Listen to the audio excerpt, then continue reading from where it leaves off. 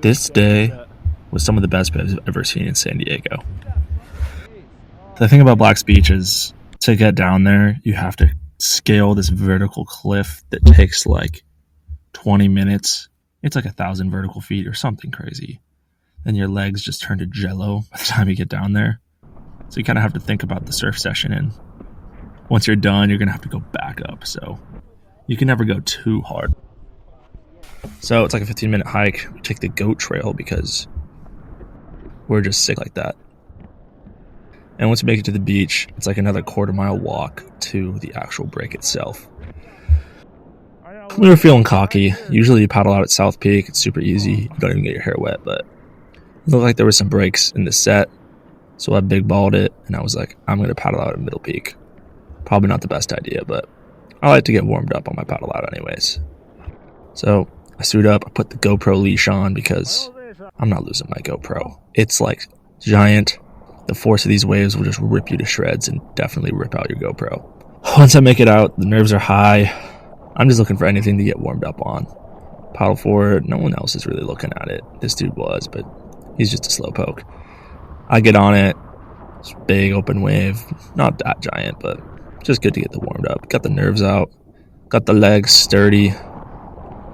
And just paddling out here, you see these teepees. It's just gigantic. Like these A-frames at Black's Beach that come from the canyon are just wild. You can just feel just the power of that wave. So I'm just going to keep getting some little ones, get warmed up, see if there's any giant ones for me to scratch into. When the waves are this big, it starts to feel like snowboarding because your board is just planing on the water so fast that you can't really engage your fins that well. That's why you need some big fins to even turn on these waves, or else they'll just slide around. Yeah, just look at these lumps. Even these pelicans are almost getting taken out of the sky by these things.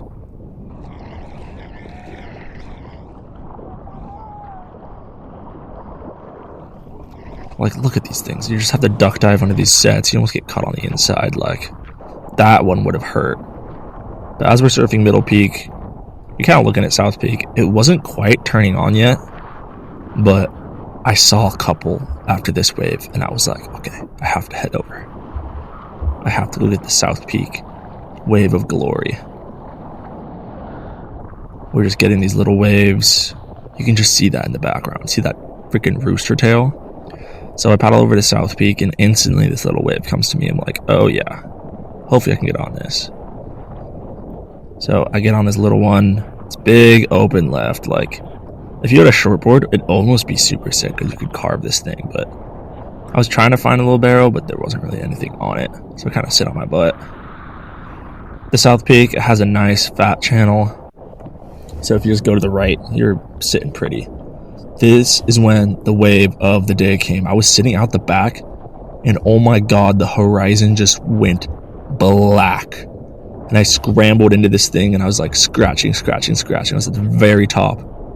I drop in, it takes me like 4 seconds to get to the bottom, and then I turn and I just see this walling up in the distance, and I'm like, oh shoot. Yeah, I have to pull in. It's just grab rail, no bail, or I'm dead. So I pull into this teepee. I think I'm gonna die, but this thing just caves. One of the best waves I've ever gotten at Black's Beach. Make it out. I was just... the freaking adrenaline I felt on that wave was insane.